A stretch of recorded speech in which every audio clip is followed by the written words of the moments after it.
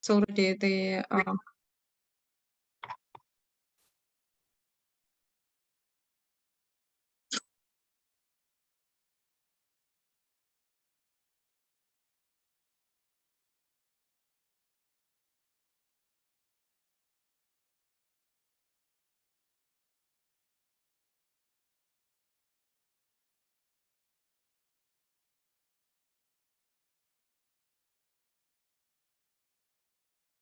Oei, koptelefoon. Koptelefoon. Dat gaat dan niet. Hij gaat nu daarop, maar geeft niet. Вітаємо, дорогі колеги. 3 година, і ми традиційно, як і кожного четверга, розпочинаємо вже на сьогоднішній день 13-ту сесію серії наших вебінарів від VNG International, від української і голландської команд проєкту «Підтримка відновлення місцевого самоврядування та відбудови і реконструкції громад в Україні», що реалізується Агентством міжнародного співробітництва Асоціації муніципалітетів Королівства Нідерландів. Ми працюємо спільно з Асоціацією міст України для того, щоб дати можливість українським громадам отримати більше інформації про основні особливості роботи їхніх колег на території Нідерландів.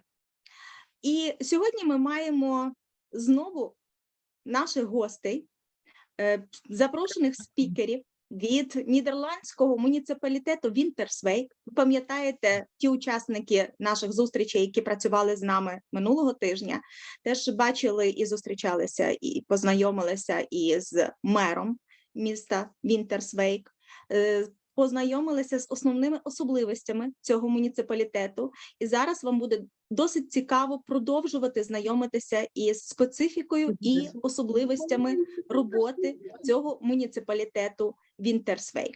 Я нагадую, дорогі колеги, що ми маємо запис кожного нашого вебінару, який ви можете пізніше переглядати на сторінці проєкту VNG International Україна у Фейсбуці. В коментарях у чаті ви побачите посилання. Я попрошу колег продублювати це посилання на сторіночку у Фейсбуці нашого проєкту.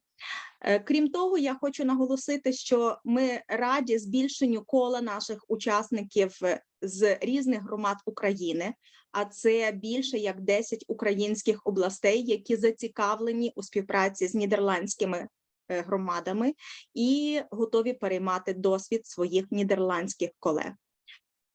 Дорогі колеги, також я дуже вас прошу для того, щоб ми могли надати такого професійного забарвлення нашому вебінару, перейменуватися і вказати назву вашої громади. Будемо вдячні, хоча б якщо ви вкажете перші декілька літер ваших областей. Тому що специфіка кожної області, вона є досить особливою і характерною, особливо в період воєнних дій. І для того, щоб і наші гості із Вінтерсвейку могли проводити паралелі, більше проводити приклади, які є цікавими саме для ваших громад, нам буде легко працювати, якщо ми будемо мати в найменуванні проставлену також назву вашої громади і вашої області. Ну і останнє, на чому я хочу наголосити, дорогі колеги, ми просимо задавати запитання або з голосу, або користуючись налаштуваннями, піднімаючи руку. Тоді ми відразу зупинятимемо нашого зіркового спікера із муніципалітету Winterswijk і матимемо можливість задати питання, щоб відповідь на нього була жвавою. Тому що це набагато простіше, коли запитання задаються в процесі обговорення, дискусії і роботи спікера. Ну і, дорогі друзі, надаю слово нашому запрошеному експерту. Дозвольте представлю. Значить, по той бік екрану з нами працює пані Мірель Вендерборш і пан Герард Оверкамп. Пан Герард Оверкамп – один з кращих фахівців муніципалітету Winterswijk. Він має 40-річний досвід роботи в плануванні містобудівної діяльності. Він є також політиком, професором, фахівцем зі стратегічного менеджменту проєктів. Він працював в національному уряді, а зараз він працює у міській раді муніципалітету Вінтерсвейк. Пане Герард, вам слово. Містер Герард, the floor is yours.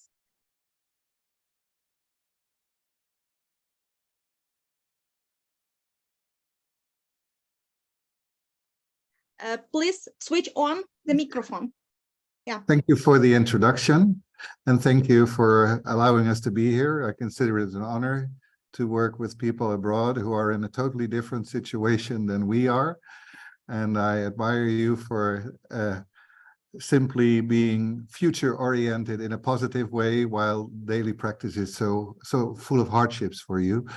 It's a pleasure for me to share my knowledge. I'm aware that the context for Holland is totally different than for you, but that's why I will focus on just describing the Dutch situation and the Dutch strategies for you, so you can learn from the differences. I'm pretty sure they are many, and I'm pretty sure they are very big differences, but nevertheless, by telling you the story of the theory and the practice of real estate development in Holland, I hope to help you further your knowledge and further your views of how to approach things in the future.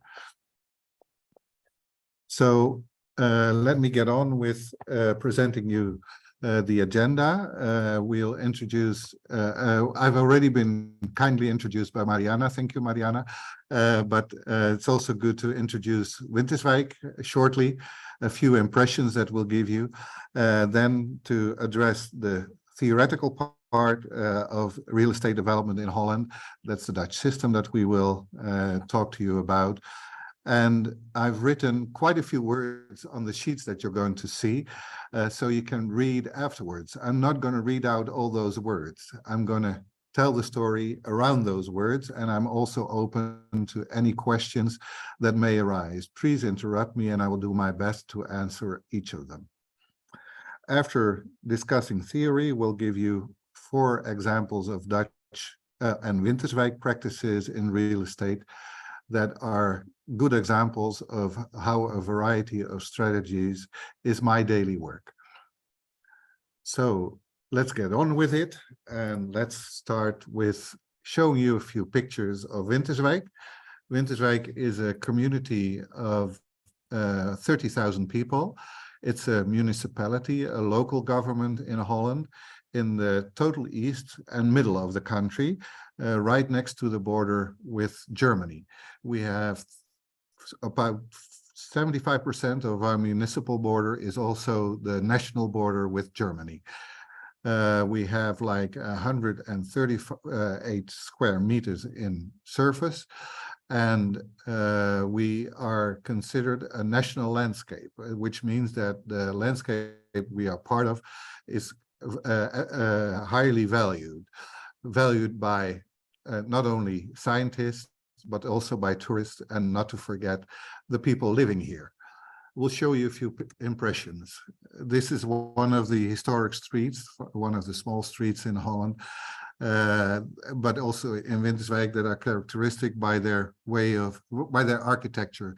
We are famous for large windows, but also curtains behind the window, small streets. You can still find those in Winterswijk, but developments, real estate developments from after the World War are usually made in series. So here you see that this is not a series of buildings built in the same period of time, but it's development one by one, which is not very common anymore in Holland. Most of the developments are done in series, and we'll show you examples of those later on. If you take a close look behind those trees, I live, but you cannot see that, but I live in Winterswijk. Yeah, Gerard? Yes.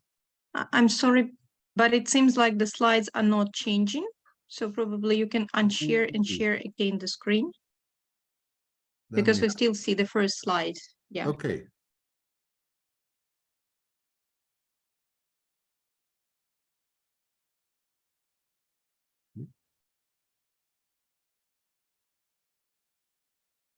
Is it okay now?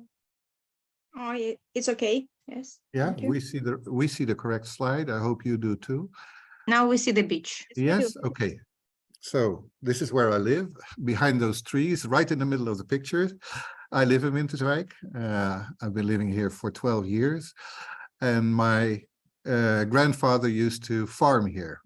Well, we dug out all this sand for construction work, in part real estate, in part infrastructure.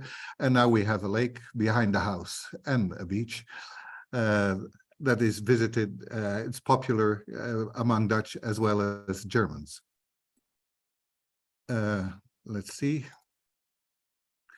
This is classical Dutch architecture when it comes to farms and real estate in rural areas. One of the effects that physical planning in Holland has had is that there are sharp division lines between urban areas and rural areas. In Winterswijk, you can see that too. You can really, you will, if you would be a first-time visitor, you would immediately notice when you enter the village and when you exit the village, when you enter the rural area and when you leave the rural area. The rural area is almost everywhere like this, a farm with a lot of green, both pastures as well as nature. We have 4 nature reserves that are officially protected. We also have dwelling areas that are dwelling areas, and that therefore all commercial functions are almost all concentrated in the center of the village. And the center is, of course, the old church and the market square. The market square is very popular among both Dutch and German visitors. As is the center. So we live off money from that is spent from Dutch people, local inhabitants, but also visitors, but also very many German visitors, because for them, Winterswijk is something else than what they're used to. And of course, we have 4 real Dutch windmills. We couldn't avoid showing you those, but that is the last impression we'll give you because it's just a stereotype, but we have them. Okay, the Dutch system. Let's see. If you look at the Dutch political system, then and the Dutch, the political system, then it consists of 3 layers. First, there is the board. The board is consists of 1 mayor. Those who attended last week have seen our mayor there because he contributed to the summer school session a week ago. And we have 4 aldermen. A mayor is appointed by national government, so it's not elected by local people themselves. Aldermen are not elected either. They are appointed by the council, and only the council is elected by the adult residents of the municipality. In Winterswijk, 7 political parties are represented in the council, and 4 of them, no, 3 of them are in the coalition, so in the majority. The coalition is necessary in order to form, to make decisions work, but they also have an agreement amongst each other on what they will do, among others, in terms of real estate development in the 4 years that they will be in power. Civil servants, we have approximately 200. There are many different tasks that are located in municipalities, policy making, but also project management. And project management is mainly in physical projects, so in real estate development or in area development. And that's what we're going to focus on today. Important is that Dutch civil servants are appointed by a separate organization, a civil organization. So they cannot be hired or fired by politicians. I am free to say what I think, but I also need to be loyal to instructions to the council decisions. And that's an interesting way of thinking that I think is quite different to what you are used to, but it's quite fascinating to have a discussion about the pros and cons of both systems if we continue to keep in touch with each other. For me, it means that I'm a consultant to both the council and the board. We do most of the work. They are the decision makers, but we do the negotiations. We decide we don't decide, but we negotiate the quality of each plan, and we determine in part the pace in which the development takes place. So 95% of what we are going to discuss is work for people like me in local governments in Holland. The other 5% are decision-making processes that are for the board and the council. Okay, then for real estate development in Holland, you need four requirements need to be met. Somebody needs to own the land, somebody needs to have development competences, somebody needs to have the capacity and the competence to build, and somebody needs to have the competence to apply or decide an appropriate zoning. The last one, the zoning, is what we do. The others we rarely do. Sometimes we're involved, but we rarely build. Sometimes we're involved as owners. We don't build ourselves. We are not a construction company, and we don't develop ourselves. We're not developers. And I'll talk to you about those roles in the next few sheets. Each of one we'll discuss extensively, because land ownership in Holland is quite something. It's heavily protected by all sorts of laws, and you'll see that there is a lot of freedom for owners to do with the land with what they want, if it stays within the rules of zoning. So zoning is in essence, a way of limiting the freedom that an owner has to do with its land whatever he or she pleases. Governments can be landowners, but they cannot force landowners off of their land. There's one exception to the rule, and we'll come to that later. They are able to do two other things, though. They can vest a rule in which they say, if you sell, we are the first you have to sell to. So the first right of purchase then legally becomes for the local government, but it's rarely used because it means that first that prerequisite needs to be fulfilled, and that prerequisite is that the owner wants to sell.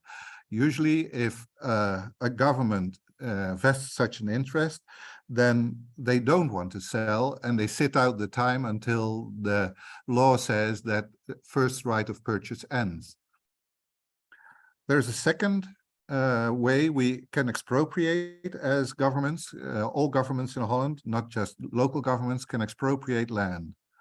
But that too is rarely used because it's guarded by many procedures, and it takes approximately 10 years to get a hold of the land from the moment you express the will to buy it as a government. Besides, it means it's only applicable if there is a change of zoning involved. So there is a present zoning and there is a new zoning, and those have to differ. And then the landowner should not be able to realize that new zoning. Well, that's where the exception comes in, because if the owner is able to realize the new zoning, for instance, dwellings instead of agricultural use, then a developer is able to do that, and therefore he cannot be expropriated. And practically all land in Holland that is open for development is in the hands of developers already. They are years ahead of that, and we'll come later to why this is so common in Holland. It has to do with predictability of where the development takes place, and governments play a role in that. So developers cannot be expropriated, and that means that you have no dominant role as a director of real estate or area development in Holland as a government. You don't have that. Nevertheless, we're able to develop. So how do we do that? We're not the instructors of any of the other three roles, so we have to negotiate with them. And how do we do that? That's one of the main focuses of the rest of this presentation. The idea behind the protection of ownership is safe investment. And certainly that will be a theme for you as well. How can we provide a system when even pirates can come into the market to do developments that you don't even want to be a partner in your development? Well, for us, we sometimes deal with pirates too. And how do we do that? How do we deal with that? We will come across that later. Since governments are not themselves developers or builders, we are used to negotiate. And I am one of the people who is has a function of doing that.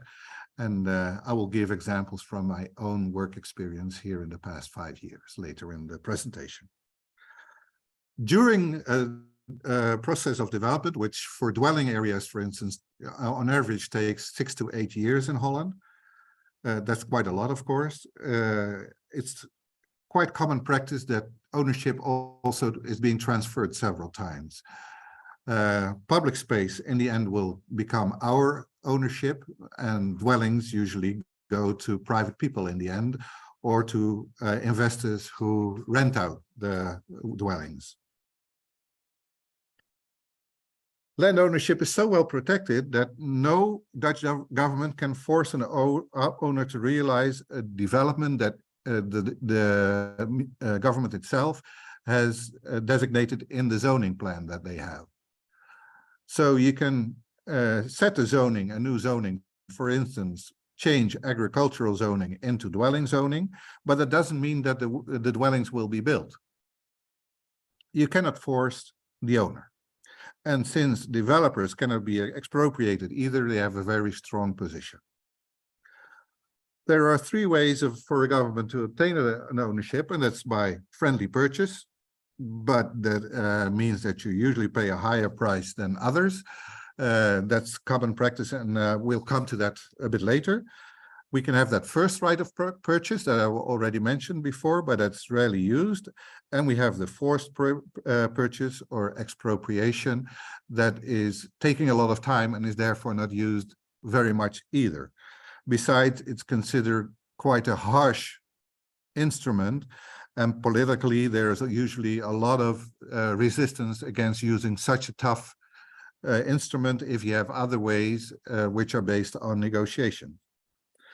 It also means that we have no tax incentives to force owners to do what the zoning plan says. So real estate development is never something we direct or determine. We usually play a game of negotiation. And if we own land, that's not so good an idea anymore either, because we have to then tender the realization of the development. And tendering is not the same as getting the best plan. You get a construction company or a developer usually that will say, okay, on paper I will do everything that you ask me in the tender, but that doesn't mean that he will actually do that. So usually after tenders, it's not uncommon that a whole legal arena occurs between the developer and the municipality. So there too is not the strategy that we embrace the most. And now you're starting to wonder, then what do you do and how do you do it? Well, let's see on the next one.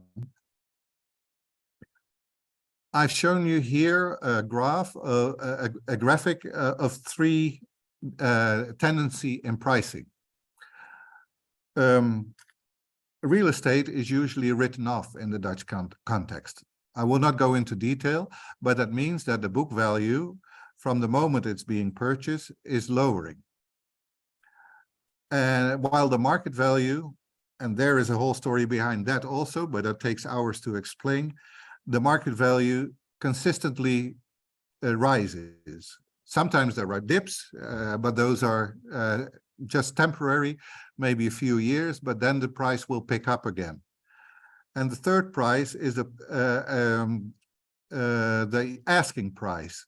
If an owner wants to sell, the asking price is usually above the market value. Of course, they want to negotiate, but then if you find a government at your doorstep and you own a piece of real estate, you say, oh, you're a government, then you want something. Okay, then I want a higher price. And you're under pressure of time, then the price goes even higher. So if you express a wish to develop a certain part of Winterswijk in this case, and you would go to the owner, we would pay quite a bit extra, at least 10% above the market value. And usually it's not uncommon to pay a 20% extra. And we sometimes do that because we want to make sure that the development takes place the way we want and at the pace that we want. Sometimes we do that, but it's rare. There's another way. Gerard, we have one question. Can we interrupt you, please? Of course. Так як ми отримуємо потрошки запитання, перше запитання стосується попередніх слайдів. Йдеться про те, що ми згадали, що мер у Вінтерсвейку призначається урядом місцевою, тобто він призначається місцевою радою. І він є свого роду менеджером, так? Чи він обирається на виборах? No, he's not elected and he's not appointed. Yeah, in the if I go into real detail, it becomes a bit complicated.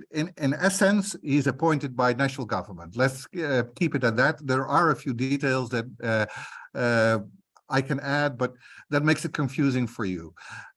The bottom line is he's not elected by the council and he's not elected by the local community. Thank you. Another question. В муніципалітету Вінтерсвейка працює близько 200 службовців. Тобто на громаду населенням 29 тисяч жителів працівниками є 200 службовців. Це правильно ми зрозуміли? Тобто це досить багато за українськими мірками. Yes. Так, добре, дякуємо. Наступне запитання. Рада може змусити продати землю. There are a lot of tasks. Так. The council can sell the land, but we rarely have land as a municipality. Ні, питання таке, що Рада може змусити запропонувати, якщо людина продає свою землю, продати землю в першу чергу муніципалітету. Отут питання, якими інструментами може муніципалітет зробити так, щоб людина в першу чергу, яка продає землю, запропонувала цю землю муніципалітету?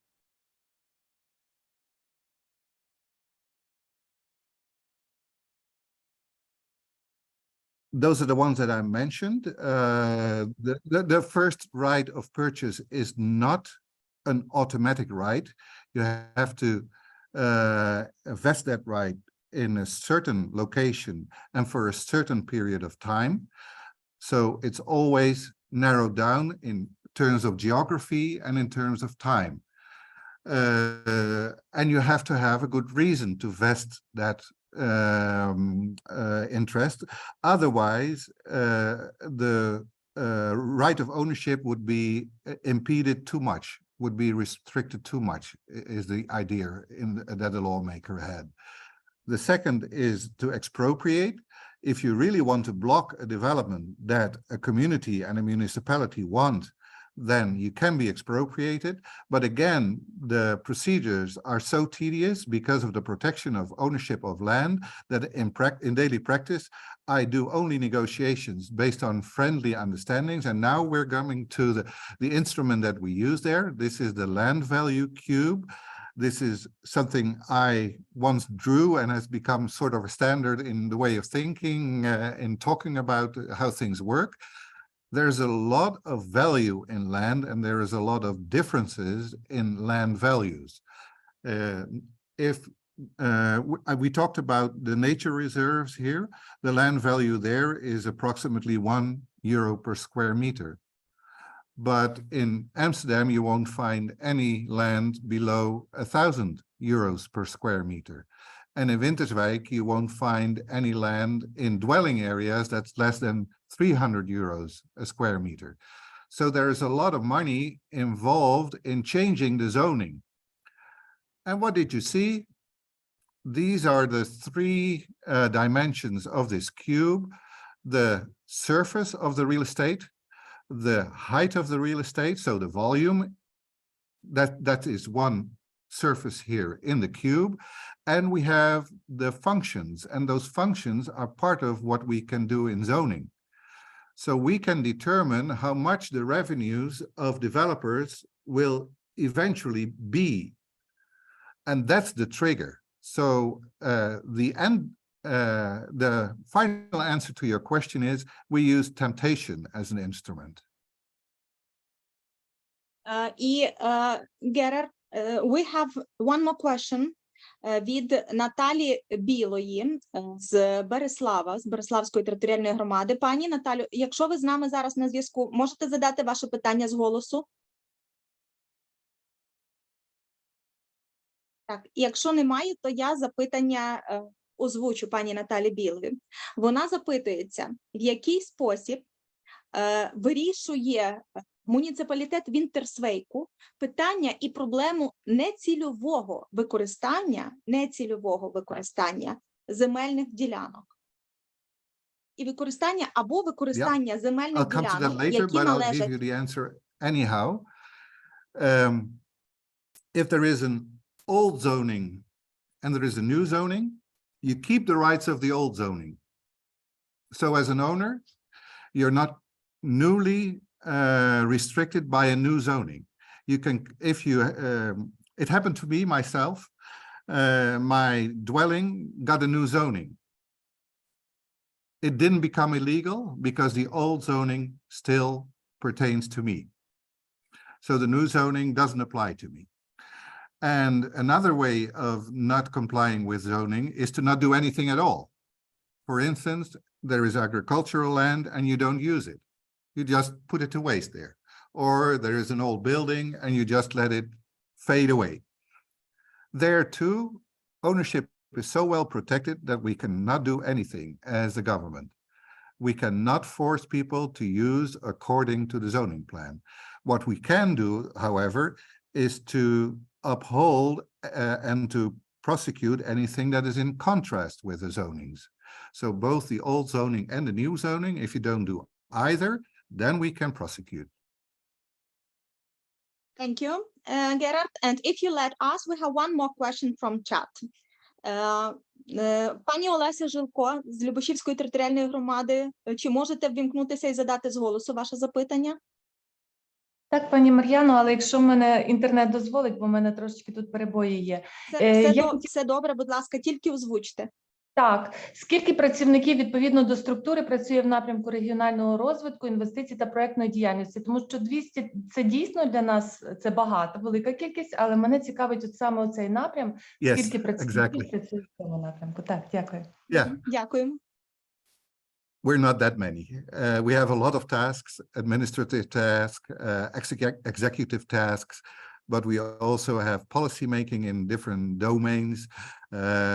In all, like 15 people work in physical real estate development, and another 15 work in public space maintenance and the like. Дякую. Простіше кажучи, ту роботу, яку ви робите одна, пані Олесю, робить 15 людей у Вінтерсвейку. Ідемо далі. So, Gerard, please continue according to the presentation. Yes, 15 people have a function like me or close to mine, yes.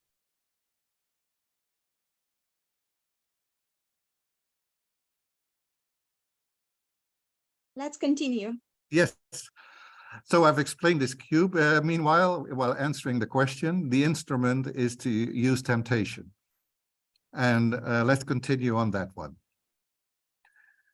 If you're able to, as a government, determine the revenues for a developer, then you can also determine when he's not going to have the revenues. And in the end, every owner, every developer wants some revenues. So sooner or later, they will come to you and say, I want to do what you want me to do.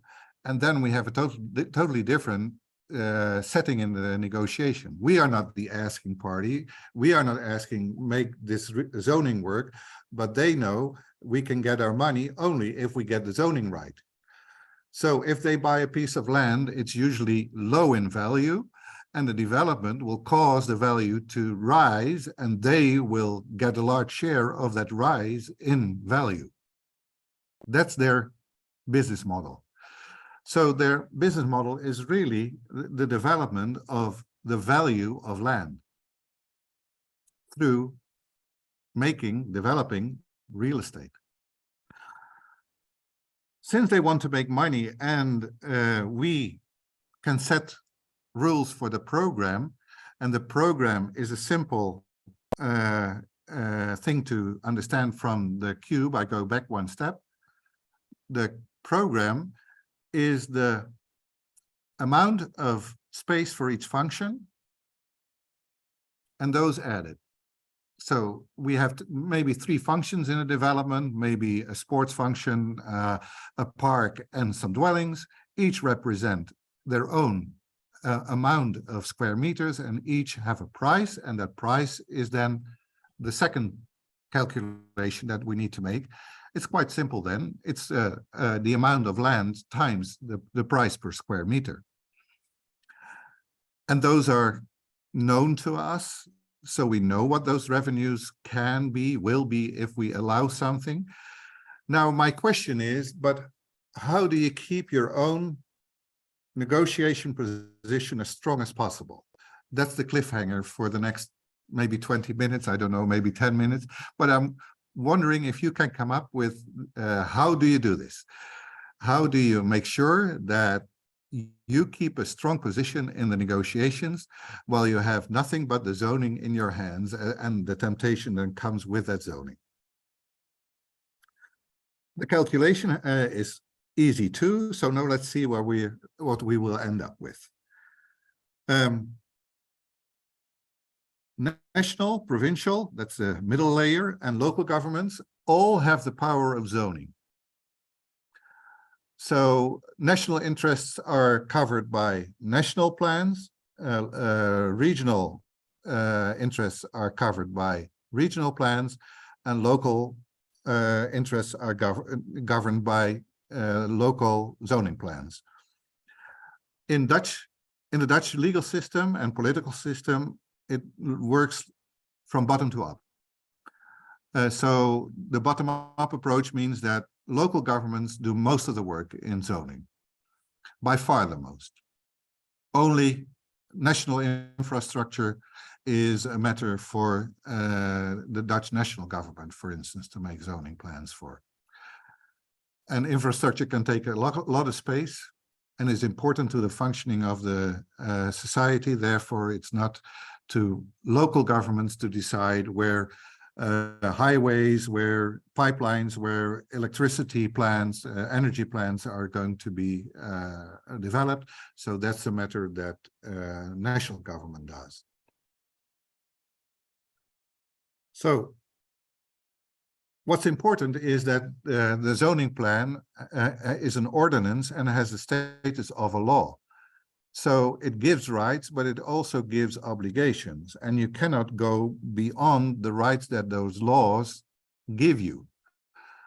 We decide, though, when to write that law, when it comes into force, and what rules what requirements we want developers to fulfill until we write those zonings that they need to get their profits.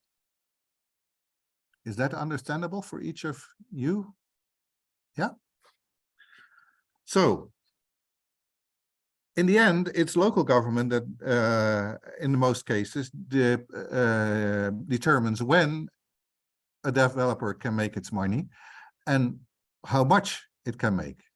And now you have to use the enticement of offering so much that you get what you want and that they get what they want.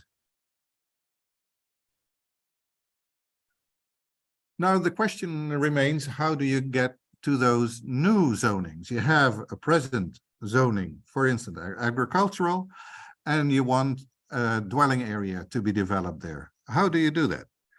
Well, we have a non-legally binding instrument for that, and those are called future visions, and they lay out the future physical development of Winterswijk, and we have that. We have a map of things that will develop in the future as far as it comes to us, but that doesn't give you the right to develop yet. So we put our cards on the table, literally. We say, there we will allow developments, and there we won't, but you won't get the right to do so until you reach an agreement with us, so the zoning will be adapted accordingly, and you'll get the right to build. So the new zoning should be high enough to trigger the developer. Well, that's always the case. In every surface that I showed you in the cube, every step in the from one in the front to one more in the back of the cube is enough to pay for any development. So wherever you start, if you take one step to the back side of the cube, it will always work. But what now if the function remains the same? Well, then you can still offer a higher quantity of real estate. For instance, you could replace low density dwelling areas by high density areas. That means that things will need to be demolished, sure, and that has happened in the past, but now it almost never happens anymore because that right of ownership has been established so heavily in the law. So that's not what usually works. What does work is a developer says, I want to develop at a higher density, for instance, a business area or a shopping area or a commercial area or a hospital. And then there is a rule of thumb that after development, the result should be approximately twice as much real estate as in the starting position. So what is there now should be multiplied by 2 in terms of cubic meters, and then you'll have a development that is financially feasible.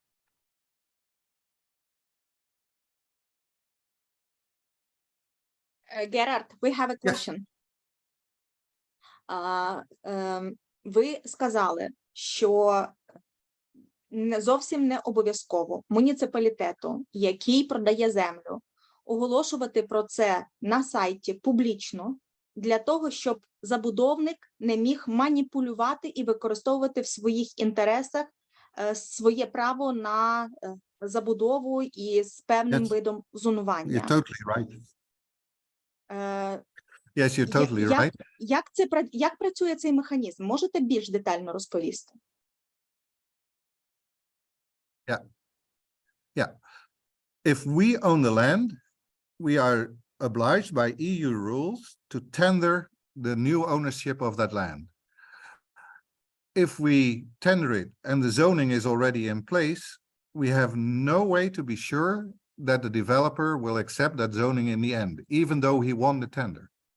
Because we're not able to force a new owner or any private owner to do what the zoning says. We can only prosecute if they don't do.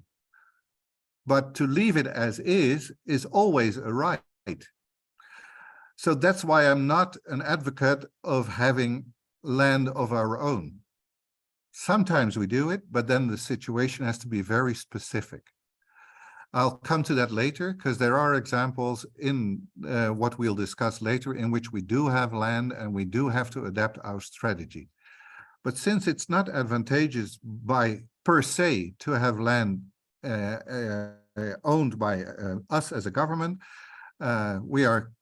we've become quite good at negotiating with zoning as an instrument and the temptation that comes with the revenues from zoning.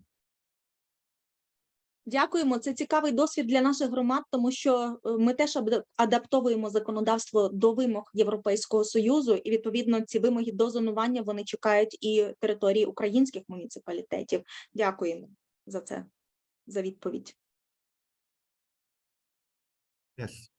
Well, one of the advantages is that you need very little government money, so public money, the developments are done by public money, and that's one of the tasks, one of the roles that developers play. You see that here in this sheet. It negotiates with us as a municipality. We need them, they need us, otherwise they won't have any revenues. They take the risk of development, but they also arrange the financing, not us. And since there is a leap in land value, that's a way for them to finance. They get banks to be interested because the zoning that we predict will be part of the end result. I'm giving clues about what the cliffhanger is, so I'm curious how soon you will find the clue in this whole game. If we are not open, or if we don't give enough space in the zoning, nothing will happen. You're aware of that also by now, I guess. So that's where we have to sometimes be very aware of what we're doing. We have to understand the position of the developer, because if we don't offer the revenues that are interesting to him, he can delay or even hinder by simply not doing anything. He has the right of ownership, and that means the right to do nothing. So it's the developer, though, that chooses the urban planner, the architect, the landscape designer, etc. And we have them also. We have some of the 15 colleagues are urban planners, some are landscape designers, and we have no architect as far as I know. But we do have those competences in the government because we have to evaluate and in the end consult the council about those matters. So we know about it, but we're not in charge. So the quality of a plan is determined by the planners, designers, and architects that the designer chooses.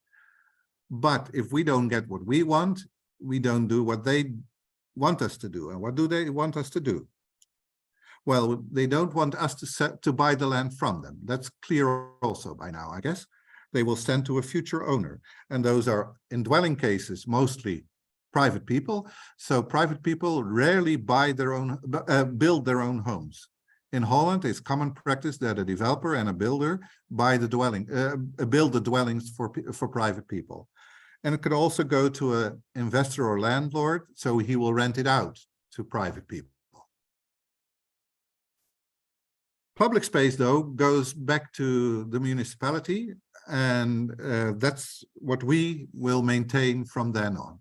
So a developer's involvement in a real estate development ends at the moment he gives the key to the private people who are the new owners.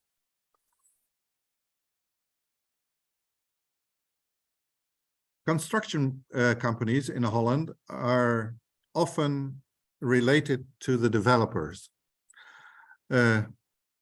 It's a sort of a good deal between both of them, because developers want to make sure that once they have the plan approved by a government, that they get the quality that they want. And builders, building construction companies, can make sure that they have future revenues if they get all the work from a developer that does the negotiations for them. So they are in daily practice.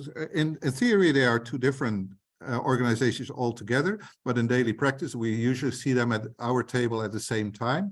But formally, we negotiate only with the developer. So there's not much to say about the building because that's not part of our negotiation process. Therefore, we go now to the zoning. What do we do? What does zoning actually mean?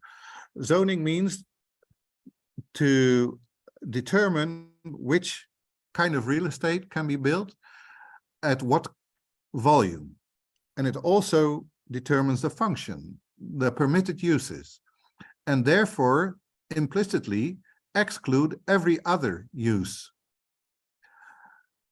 If you do something that is not within the present or the future, the new zoning, then we can prosecute, as I said. But other than that, this is all a zoning plan does. But it does have the status of law then.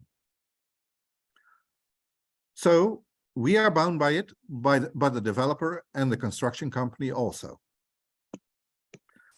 What is possible within zoning regulations becomes a right for the owner. You've seen that before. It limits the ownership possibilities, but it also makes sure that what is a right by a status of law of the ordinance, it means that you can do that without us being able to hinder or prevent that. So if we do any zoning at all, we have to be aware of that. What you zone, you allow, and you cannot stop anymore. So you see that in basically zoning includes all three dimensions of the cube that we showed before as the land value cube. So basically zoning is a total way of doing exactly what we wanted to do, which is to determine the revenues of developers. And since we are free to determine when we change the zoning, we also determine what time frame will be possible for a developer to start developing. Whether he does it or not is another issue we cannot force, of course. But there we come to later. So if a new zoning comes into effect, for the user, that means that for the user owner means that from then on you cannot do but either the use and the real estate that was allowed by the old zoning, or the new use and new building possibilities that are permitted by the new zoning, or you can leave your land empty or do nothing with your real estate. And yes, that is a right. I personally sometimes think that's too much of a protection of ownership, because there are developers in Holland that use that power that they have, because we cannot expropriate them, as a way to do nothing, to let real estate that is good real estate go to waste and not use it, hoping to get a municipality in a position to offer more revenues through the zoning in that land value cube that we showed. So that is a bit too much. Gerard, we have a Yeah. question. If you Yes. let us to interrupt you, please. Sure. Запитання таке. Чи правильно зрозуміло, що інформація про територіальне планування та інженерні мережі в громаді доступні всім зацікавленим особам на онлайн-картах, а будь-які зміни проходять відповідне громадське обговорення?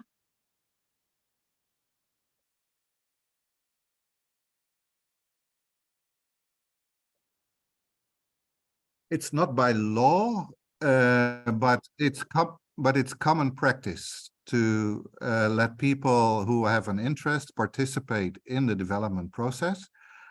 Either we as a government organize that, or the developer organizes it, and sometimes we do that together. It depends on how well you trust. Yes, it's not a legal word, I know, but how well you trust the developer.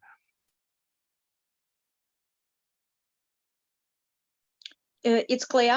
Thank you. Yeah. Okay. So the conclusion. Shall I continue? Do you have one more question? Not for the moment. Okay. Maybe at the end.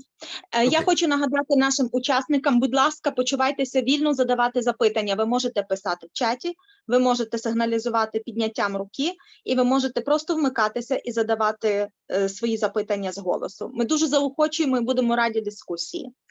Let's continue, please, Gerard. Okay. So let it be clear that a new zoning doesn't force an owner to adapt the land use.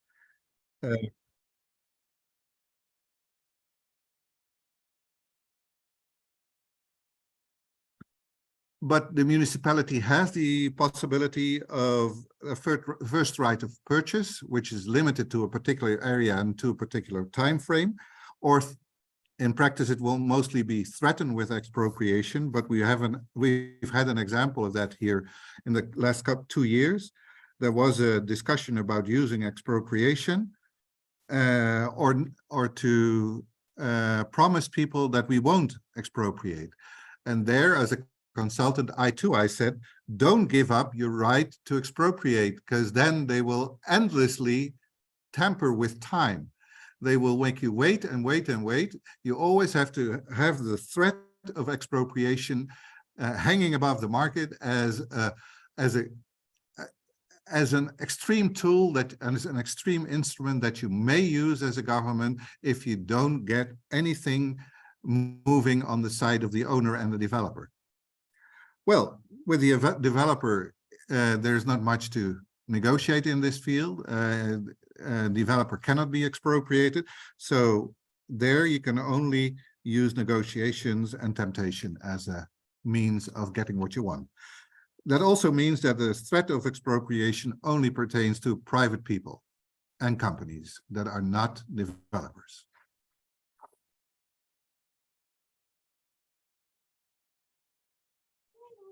Gerard, if you let us to interrupt again, because we have a question from our listener, Віктор Шулик. Будь ласка, надайте запитання з голосу, тому що я бачу, що ви готові задати запитання. Мені краще навіть з голосу. Ви багато розповідали про те, що муніципалітету є переважне право викупити землю у власника для певних потреб. І, свого часу в Україні теж було реалізовано переважне право, але виключно там до певного цільового призначення об'єктів. Так от, в Нідерландах це переважне право застосовується до будь-якого об'єкту цільового призначення, чи за виключних, скажімо так, чи за виключної потреби, наприклад, якщо потрібно там розширити територію міста, міст зробити через, прокласти залізницю, або прокласти там автомобільну дорогу. Чи це будь-які ділянки можуть бути застосовані, це право переважного викупу? Дякую.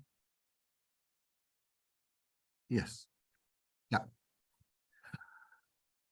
If national government wants to establish a new highway or railway, they usually use either expropriation or buying the land, sometimes based on a first right of purchase or in a friendly manner, by offering much money. Money talks and money speeds up the process. If you use the instrument of first right of purchase, it still depends on the wish and desire, the preparedness of the present owner to sell at all, which a developer will never do, and which a private person might do if the price is right. But then you can just as well negotiate on a friendly basis and get the same price without vesting that first right of purchase. Mind you, the first right of purchase is something you have to really make a special separate decision on, and it has to be limited in time and in geography. So it doesn't apply to the to every space in Holland for all the time.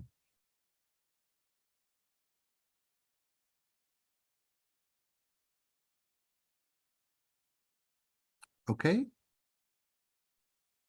Yes, okay, it's clear. Thank you. Віктор, чи маєте ще запитання? Так, мені зрозуміло. Якщо я правильно зрозумів, то це лише до територій, які визначені планувальними документами, як такі, де будуть розміщені критично важливі інфраструктурні об'єкти. Якщо я правильно зрозумів, це дороги, мости, а як щодо там житлового фонду, якщо він запланований, це теж буде примусовий викуп? Якщо там новим генпланом, новими документами, там будуть житлові квартали або завод. A first right of purchase or expropriation are used very rarely. So obviously you do that only in cases when you have an interest that cannot be served in any other way.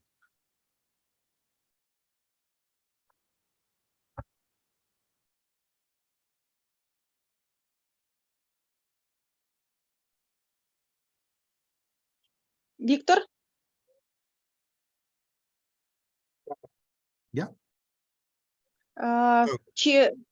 Чи ще потрібні уточнення? Можливо. Ні, це зрозуміло. Ага. Thank you, Gerard. We can move. We'll come to the examples later and then we'll show examples of this strategy. A new zoning for the means for the government, or in this case, us as a municipality, that it permits everything that fits within that new zoning. Within those new rules, we have to let people build what they want and use that the way they want it, if it's within those rules of the zoning. Then it doesn't require long procedures. You can quickly permit it because there's no way of saying no anyhow. And at the same time, it weakens your position as a negotiator enormously if you do that at the wrong time. If you give such rights to people, then they have no reason to negotiate with you anymore. So what's the clue to our way of enforcing our own strategies or setting up our own strategies is to make the new zoning only after we reach an agreement with the developer. So on the one hand, we have a policy document that has the future vision of the development of Winterswijk, which is not legally binding and doesn't enable the developer to get its revenues. It needs a zoning plan for it, and we make that zoning, that new zoning, only after we reach the agreement with the developer.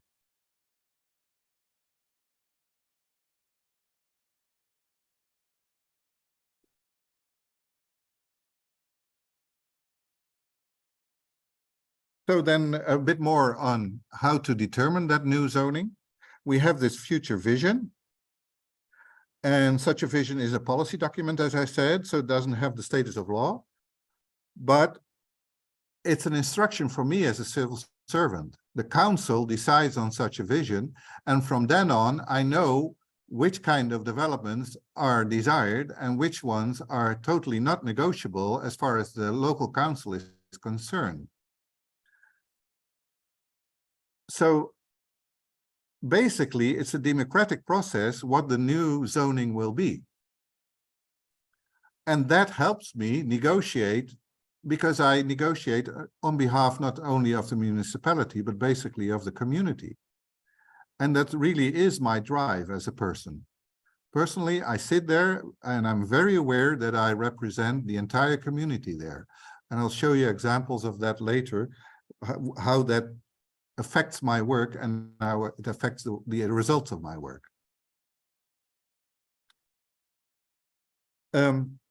This vision of the future of Winterswijk that has been decided on by the council makes sure that it's a democratic process, but it also is an insurance policy against corruption and against arbitrariness on the part of the municipality. We have to negotiate with those owners that have land in hand that we want to develop, but we also can say to people who have land in hand that they want to develop, but that is not within the future vision of development, that we won't cooperate. So it helps me a lot to say no as well. We come to the 4 examples. Let's first look at a project in which we tried to get 200 new dwellings. We start with the 4 pillars of development: ownership, development competencies, construction competencies, and zoning. In this case, I'll show you the end result later, but in this case, we have no interest in owning this land. I'll explain to you why. So we want it to be developed as a dwelling area, but we are open to negotiations with the developer. Our way to do that is to offer a program that is interesting to them. In this case, approximately 50% of the end result will be public space and will come in our ownership, and we will exploit it. We will maintain it. We will fix things like broken streets, broken sewage systems, broken water systems, that kind of thing. That comes to our responsibility. The developer arranges the builder, and the land value cube helps us to offer a program that is interesting enough. Well, here it's simple. The location is at present agricultural zoning, and it will go to dwelling. That's a huge leap in the cube backwards, and backwards means a lot of money. So it took us only a year and a half to negotiate, while developments usually take 6 to 8 years. So we've gained a lot of time here by knowing what we want and how to negotiate. Unfortunately, national government can impose new rules and regulations while you're negotiating, and in this case, that has delayed the actual realization, but it didn't fail or waste time because of the way the developer presented itself or we negotiated. We have a good understanding together, and we would love to make those 200 homes, but a national government is not a time saver, but a time waster in this case. That's part of the democratic game as well. There is a hierarchy of governments, and sometimes we have to obey to higher governments. This is the end result: 50% public space and 200 new dwellings. The zoning has not been adapted yet, so the new zoning is not in place yet, but we have an agreement with the developer, and they are now writing the zoning plan for us. And we hope to start selling this land and building the dwellings next year or the year afterwards, so in 2024 or 2025. The next one is an example of an area, a district of Winterswijk that is basically only a dwelling area now. It used to have a supermarket, but that one left, and it's owned by an investor, so not a developer. That means we could and might consider expropriation or purchasing it ourselves and then see what we can do with it. But then we have to tender it, and it doesn't mean anything in terms of the realization of the plan that we will let the tender win.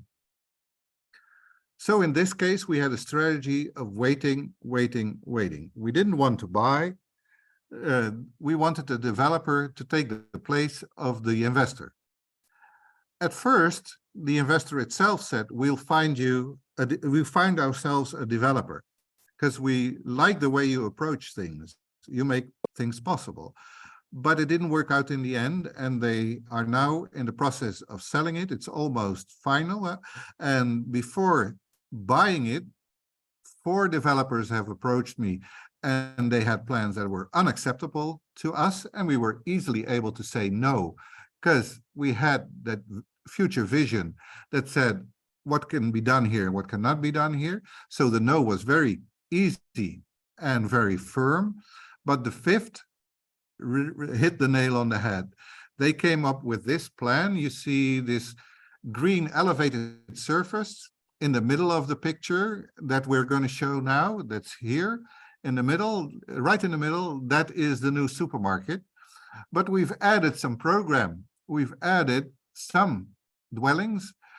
Before we saw plans that came up with 60 dwellings, apartments, and we considered that way too much, but we also thought, well, that's going to be the end to the supermarket, because to move upwards in the cube is easy, but retail sells at lower prices than dwellings. So if we give up the retail, then never ever that retail will return, because the dwellings will never be removed. So instead, we offered some extra dwellings, but not 60 as the other developers wanted. This one came up with 20 to a maximum of 30, and we said, this is what we like, and this is what we want.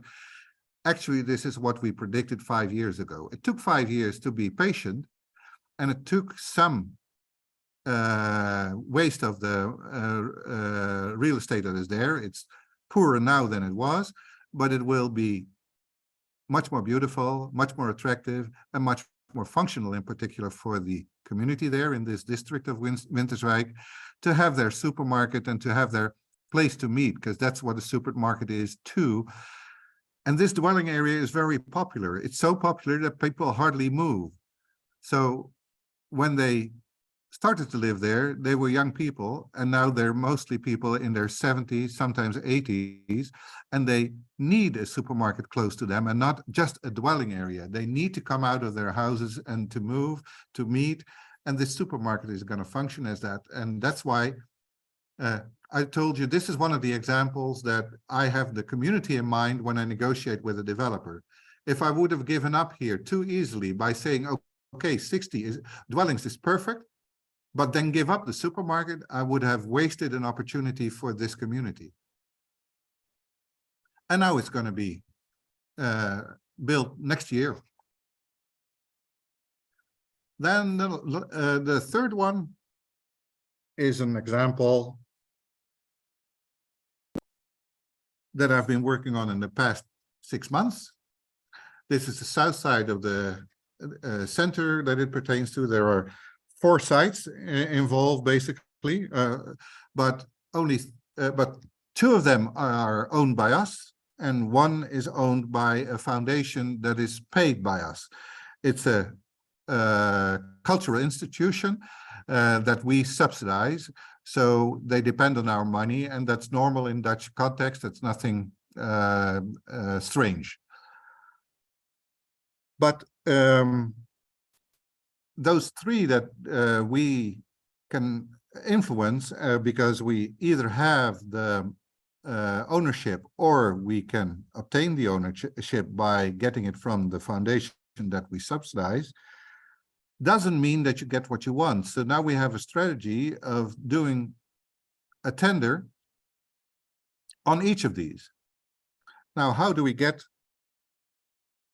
what we want? Well, those are 3 separate locations, and you don't want them to depend on each other for their development all the time, because then one will block the other.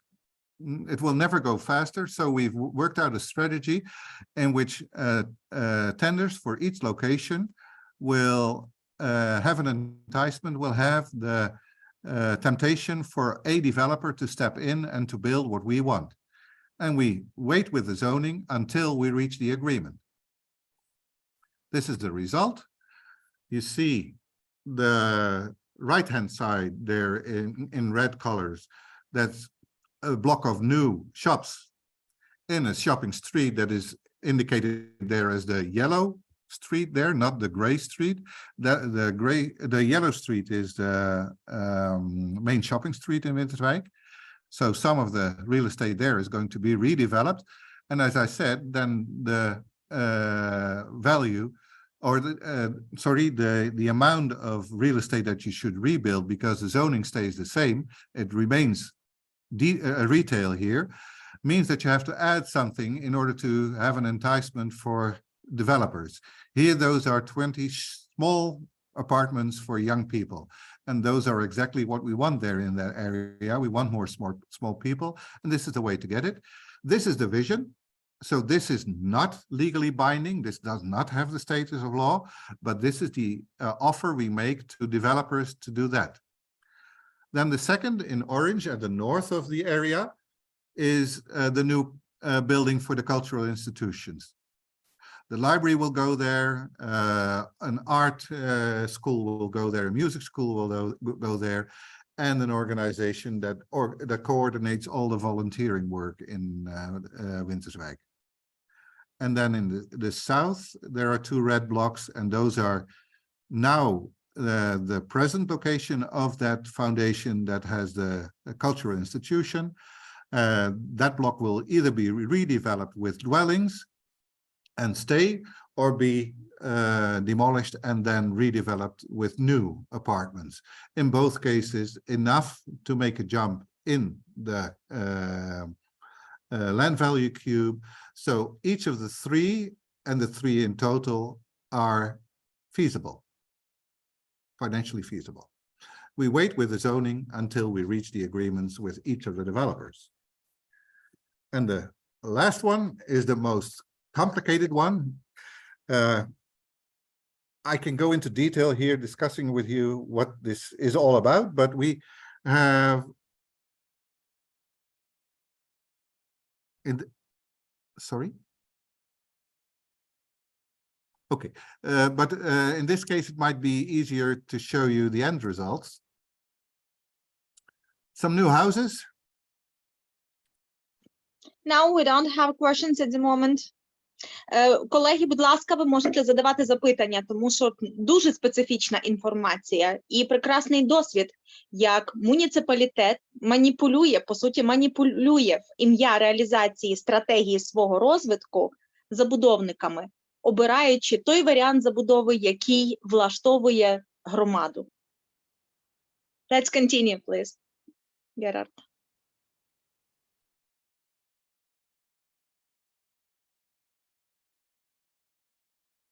Yes, this is the last example. It's the most complicated.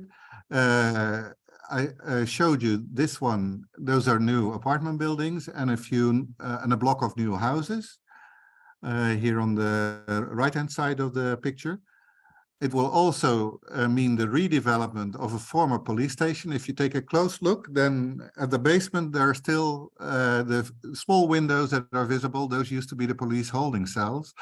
And that this building is going to be redeveloped. It's a monument. In the top floor, there will be new apartments for young people. In the middle, there will be a foundation, a non-profit organization. And among the trees that you see on the right-hand side, this will be the future. It will be a future playground for children, a formal playground. So, but how do we do that? How do we reach that point? Here across this development, there is, I have to be precise. This is a location that we own now, that you see here. And this one too. But there is a third in the game, and you can not see it. It's right in front of the new development. It's just outside the picture in front of us here. There, a developer took ownership, but we said we're not going to cooperate with a new zoning there. Instead, you can develop the playground that is here now designed as a future dwelling area. This is the design that the developer made in the meantime, because he said yes. And what did we want to achieve? We wanted his ownership, but we didn't want to pay the full price. We didn't want to pay that jump in price that I showed you in the graphic that we talked about before about the three prices. So we said, instead of trying to tender this location, we're going to swap it with their ownership on the other side that we want to have. And it worked. The developer said, okay, it's a 1-for-1. Every square meter that we get is a square meter that you get. And they will also develop the new playground and the monument. In the case of the monument, we had to offer 6 new apartments, but that too was again a jump in the land value cube, and they said yes willingly. They were very happy to do that even. There was enough money in it to persuade them to also do the one thing that doesn't bring money but only costs, and that's a playground for the future children that also will be future dwellers. Again, a story of how we think we want to contribute to how our community functions. In this case, it was a matter of starting with that foundation that is the maintainer of that playground. I went to them and I said, I'm not going to tell you that you should move, because what would you do if somebody from a municipality would come to you and say, hey, you're going to be there in 5 years from now, and there's nothing you can do about it. I said, I asked them a question. I said, how would you think it would be if you would be able to make the playground of the future at the other end of the district that you're working for? This is the quiet part, the safer part. There is no pollution There's no traffic there. It's green, it's mature. 2 weeks after I asked the question, they said to me wholeheartedly, that's what we want. And ever since, we've been working on this together with a developer who also said, I would like to contribute if I get my own revenues. And he was also willing and able to swap the land that we want to have. So only winners in this case. It was complicated, and you can read the positions and the strategies again in this sheet. But I hope you understand how we work, how we put these theories to practice every day in our work, and how we do it with pleasure, and how we share the knowledge about doing that with you, hoping that you will learn from it, but I will learn from you as well. If we keep in touch about how to develop real estate, then it would be my pleasure, and I would gladly be willing to learn from you, all of you also. Thank you very much for your attention. Gerard, we have one more question. Yes. Це питання стосується того, скільки заробляє муніципалітет Вінтерсвейку. Нехай візьмемо навіть у відсотках. Скільки надходить в бюджет коштів від передачі в оренду, не від продажу, а від передачі в оренду землі, що належить муніципалітету. Скільки в рік заробляє муніципалітет?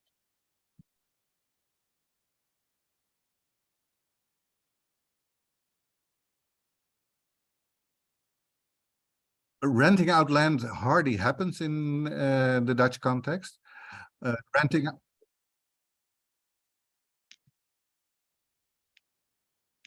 basically only agricultural land is rented out.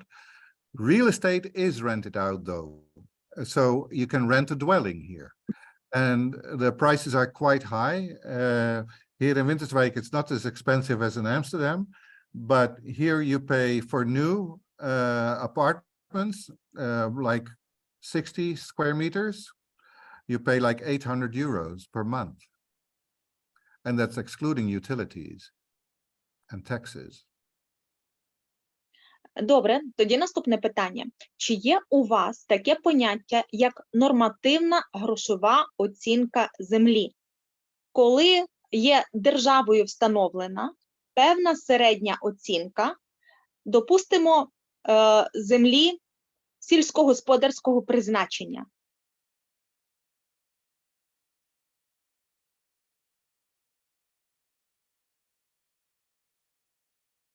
Yes. Yes, we have, because that determines our position in negotiating not what, but how much we will allow.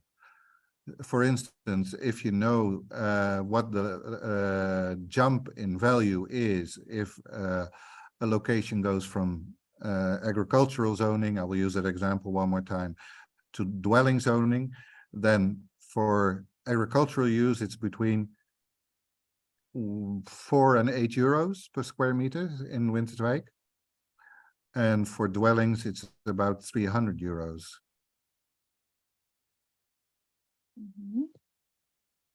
So we know those by experience, because every local market is different. And even within the local market, there are slight variations in land value, and therefore in land prices as well.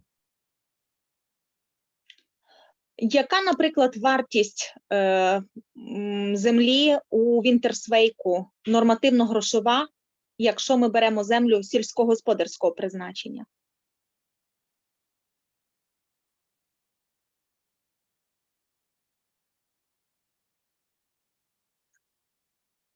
Yeah.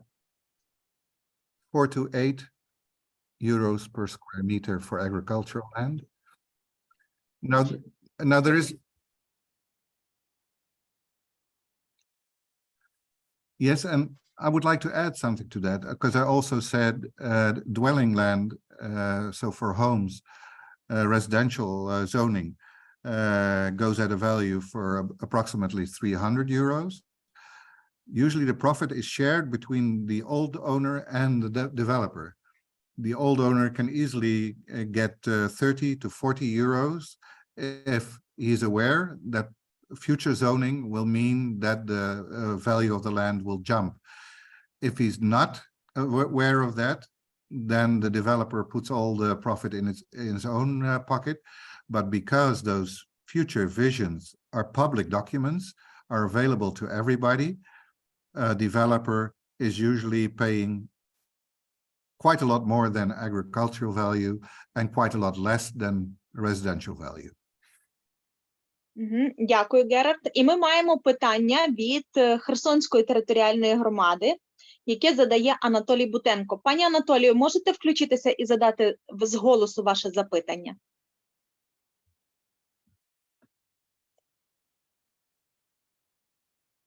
Так, якщо Анатолія зараз немає, то тоді задаю я. Колеги, питання таке. Питання від Херсонської громади. Яким чином заробляє громада Вінтерсвейку, окрім оренди і продажу землі? Які умови створює громада Вінтерсвейку для розвитку бізнесу у вашому муніципалітеті?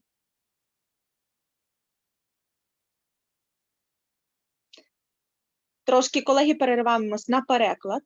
Ці хвилини мовчання – це праця перекладача.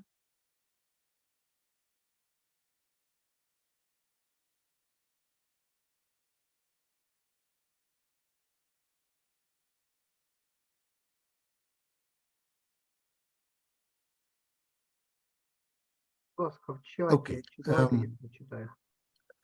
Our finances, more than 80% comes from national funds. So national government determines how much we can spend.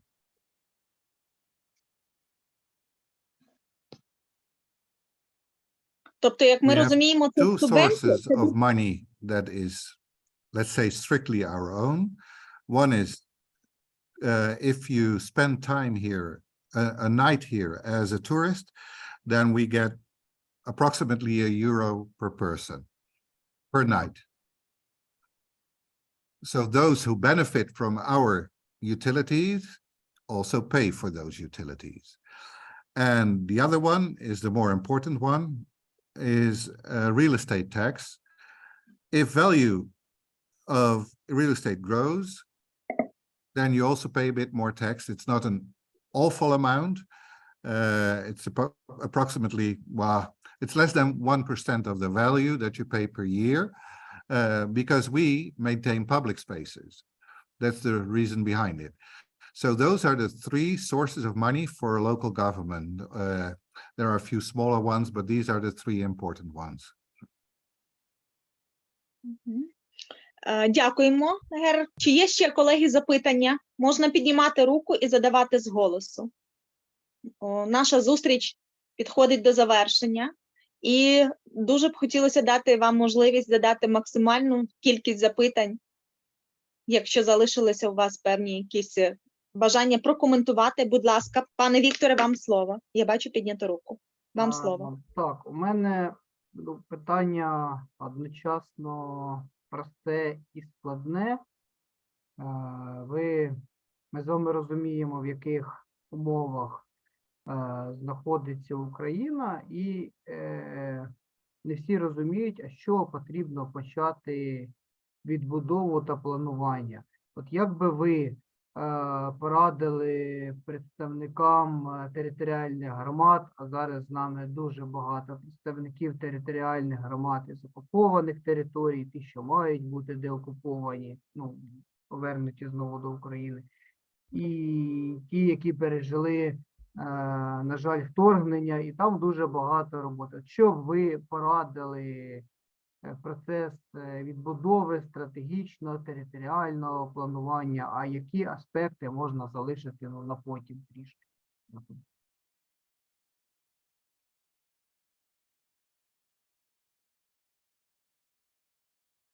I think the answer is too long to give it now,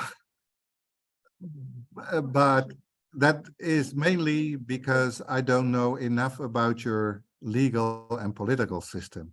That's why I've explain to you how it is, but I have a very simple offer.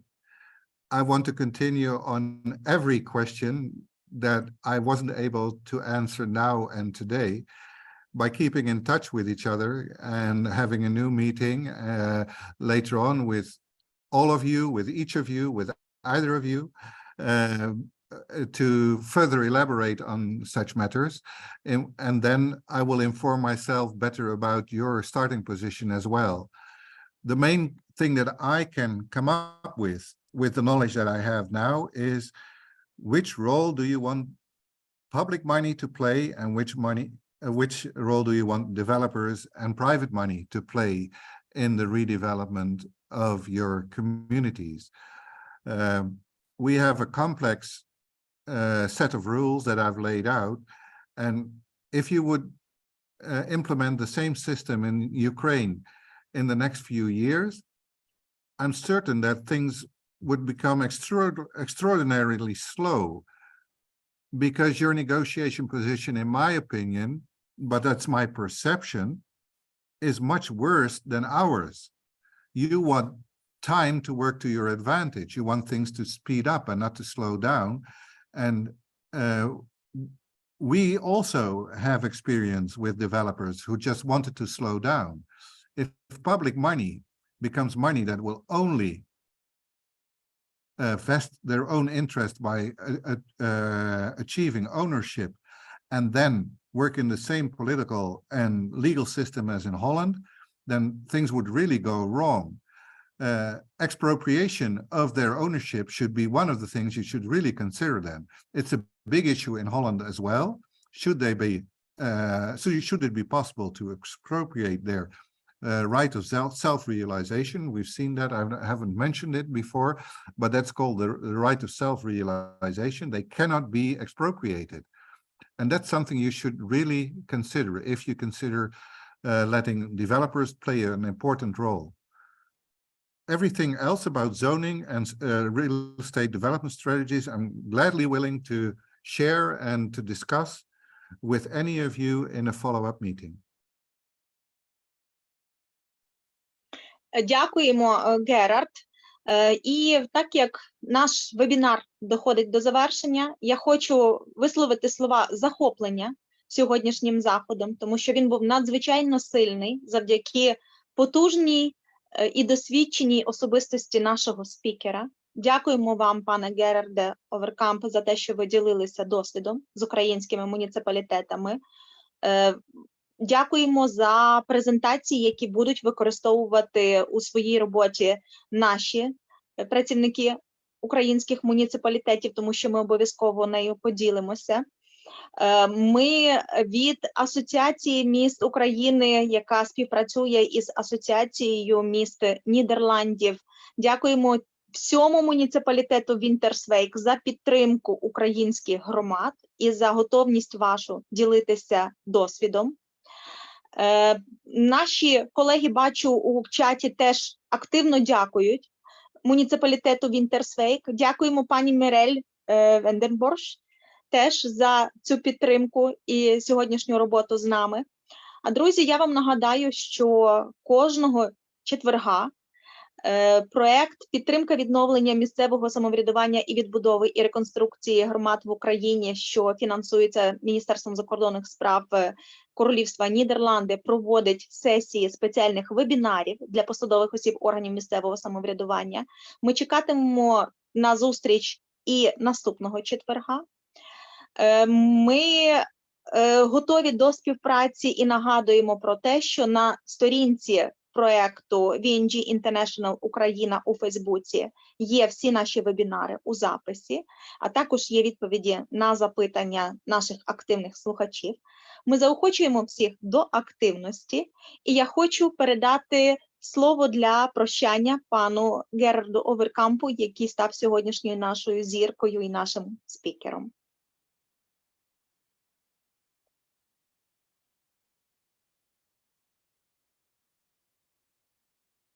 Unfortunately, we didn't get a translation of what you said, but dziękuję, I understand. And thank you too. It was. I just want to say that we are very thankful to you, and I'm giving you the floor to say goodbye to our municipalities, to Ukrainian municipalities, and we are very thankful to you and to the whole municipality of Winterswijk for their openness to cooperation and to the help for Ukrainian communities.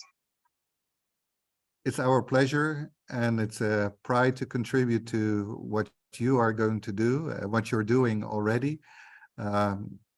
Therefore, the offer to keep in touch and to exchange ideas and knowledge and strategies stands. I hope you've been inspired by this. I hope for some good moments in harsh times, and I hope we will continue this. Maybe the days that we will share with Winterswijk by Ukrainian knowledges will come soon. Let's wait for it. Thank you so much. And дякуємо, колеги, дякуємо. І на завершення наша традиційна фраза «Слава Україні» і слава працівникам органів місцевого самоврядування, які працюють для України, піднімаючи українські громади, роблячи їх досконалими і роблячи їх кращими, ніж будь-які інші громади в Європі. Дякуємо. До зустрічі. Thank you so much. Bye.